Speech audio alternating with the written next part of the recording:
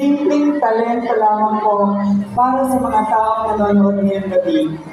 Ang aking iginuhin po, hindi po maganda, hindi rin po kaakit-akit, pero simpleng tao na nagbigay ng isang magandang kulay sa buhay ko.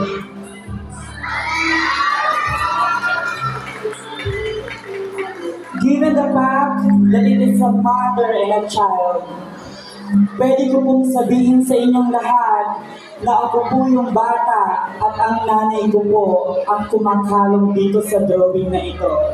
Pero mga kaibigan, ito po ay totoong buhay ko. Ako po ang nanay at ang bata po ay 5 years old ko pong ampon. Yun po. Maraming nagsasabi ng kapwa ko LGBT community ay hindi raw po kayang magkaanak. Maraming lalaki ang nagbabaka sakali na pwede ba namin mahalin ang mga transgender hindi naman kami magkakaanak dyan. Marami din mga babae na merong inggit sa amin dahil kami pagtanda, pwede kaming maganda pa rin at aalagaan ang aming sarili. Pero mga kaibigan, gusto ko pong sabihin sa inyong lahat na ako po ay nag-ampon. Simula po 2 months old at ngayon po ay 5 taon na siya. Gusto ko pong ipagmalaki sa inyong lahat na siya po ay kindergarten na at inaalagaan ko po sa aking sariling pamumuhay at sa aking tahanan.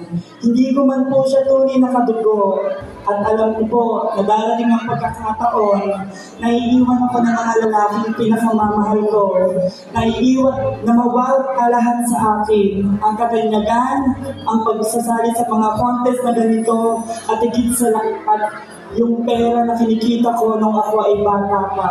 Darating ang pagkakataon na hindi namin alam kung merong mag-aalaga sa amin pag tumanda kami. Kaya po ako nag-ampon, hindi po para maging isang nanay, para din po maramdaman ko na ako ay tao at ako ay kapakinabang dito sa mundong ating ginagalawan.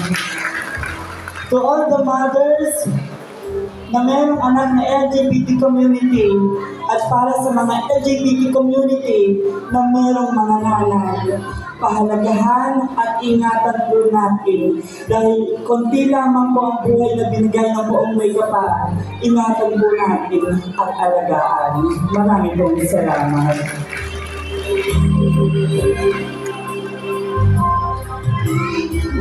Thank you very much.